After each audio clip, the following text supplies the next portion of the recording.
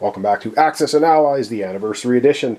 This episode we will be doing the UK. They have some invading of Europe to do, I think, this turn. So first up they have, I believe, I didn't count, I should look. I think they have 43 IPCs they spent, or 42. We'll figure that out. So we're going to figure out what they are going to be purchasing. And it's probably going to be a lot of stuff for the islands, as in transports and units to go across and hit Germany, possibly. So let's figure out what they're going to purchase, and then we'll get to their combat moves after that. Alright, what the UK is going to spend their 40 on, they're going to get 1 cruiser, 1 transport, 3 infantry, and 3 artillery.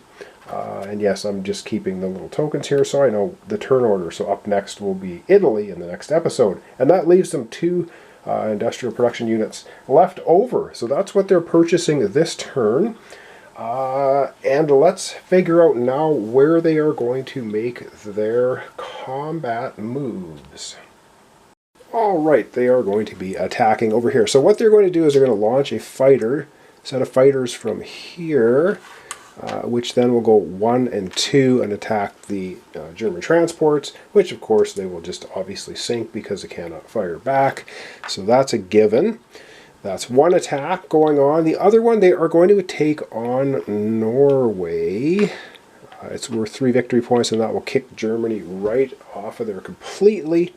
So they got 2 transports here, so they can take over 2 artillery and 2 infantry for the attack. So they will do that. Oh, if these guys will stand upright, that would be nice. There we go. And where's another artillery? There we go. So that takes the 2 transports. They have a battleship and a cruiser for offshore bombardment. That should take care of all of that. And let's see, what else do they want to do? They have a bomber. They could go for a industrial complex bombing raid. You know what? I think they are going to do a bombing run against Italy. So they can fly out of here, go 1, 2, 3, and attack the Italian industrial complex with their bomber. They might lose it, but let's hope not. And then it will knock some, or it will damage their industrial complex. They have 1 fighter remaining, but I think we're just going to leave it there. Actually, 1. Yeah, they might as well bring the fighter in here as well, since they're not using it for anything else at the moment. And that's going to be that for the British attacks. I was thinking of doing a Africa and Egypt attack, but I don't know. I think that's going to be it for the attacks. So I guess we're going to get out the dice tray and start rolling it up. Alright, well, there's one battle that doesn't need any dice rolling at all, and that is the sinking of the transport fleet right there in Sea Zone 5. So the British fighters go out and sink that transport. Well, that's a good thing, and now it is the battle for Norway. And do we have... oh yeah, we can see that easily, nicely. Okay, so the British are coming in. They have offshore bombardment. They have a cruiser and they have a battleship. So the cruiser hits on a 3. So that's 1 hit, and the battleship. Now they get them with offshore, and the battleship misses. So that's 1 hit against the Germans. So yeah, they're probably going to go down. They have a fighter. Well, they have 4 dice now hitting at a 2 because they have 2 artillery and 2 infantry. Looking for a 2. They got a 1 and 2, and then the aircraft. So that's 3 hits, and the aircraft hits on a 3+, so it misses. So the battleship and the aircraft miss. However, the infantry and artillery and cruiser do the job to wipe out all the Germans. Germans have defenses of 2, and they get 1 hit. And so the British will lose 1 infantry. Not a big deal there for them, and they wipe Germany right out of Norway. So that's going to be 3 IPCs up for the UK. They're going to go from 30 up to 33.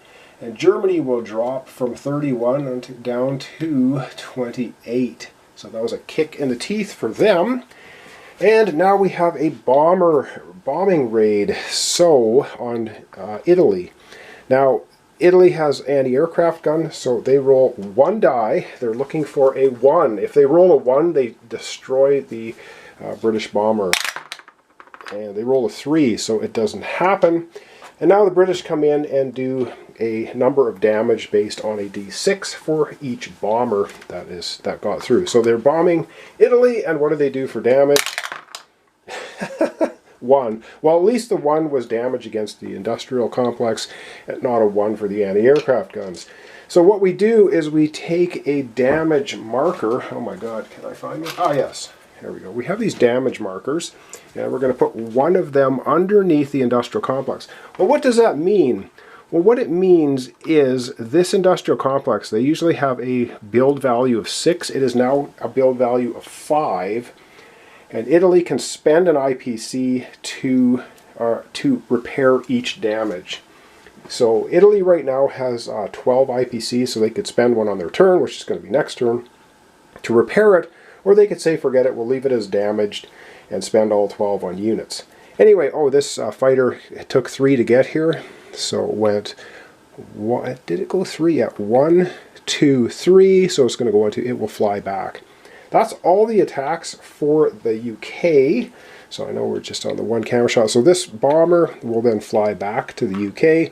This fighter, of course, cannot stay there. So it will fly back. Actually, it can go 2.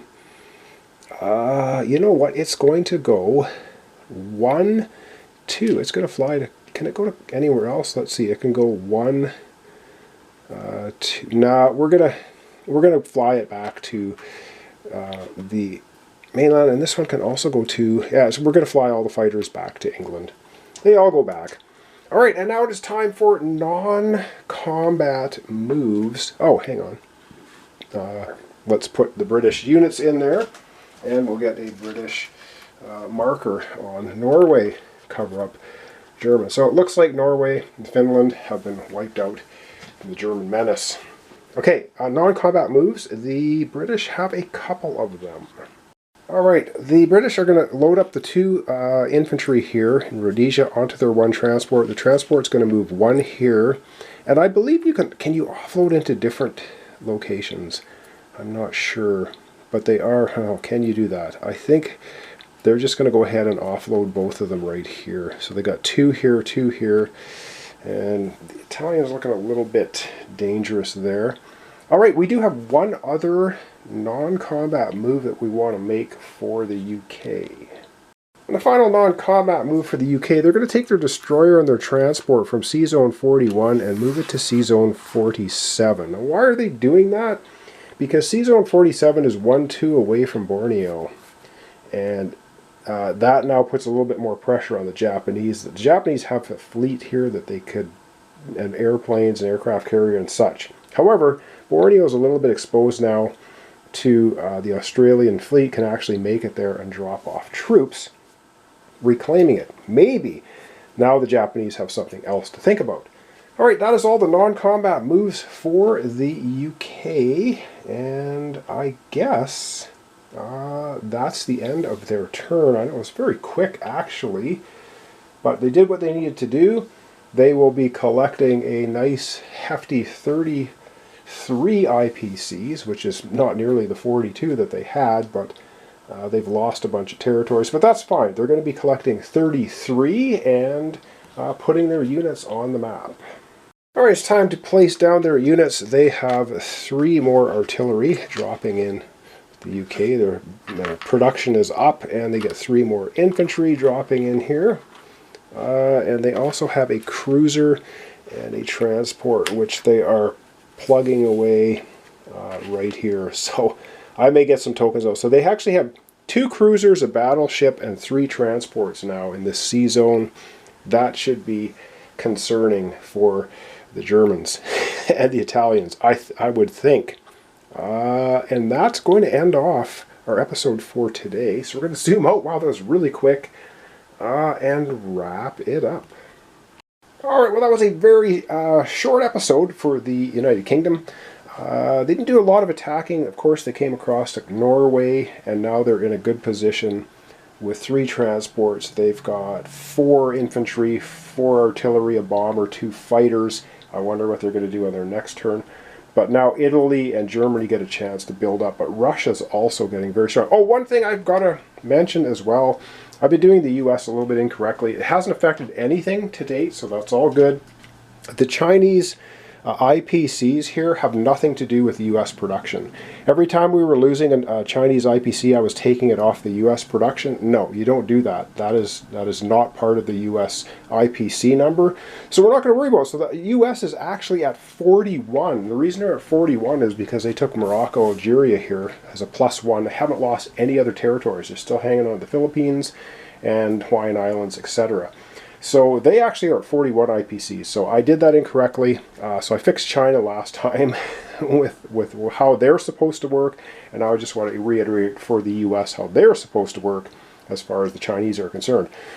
All right, well, that's going to be it for today. So thanks so much for watching along. Thanks for your comments, subscriptions, and likes. This is Axis and Allies, the Anniversary Edition. I'm doing a complete playthrough of the 1941 scenario.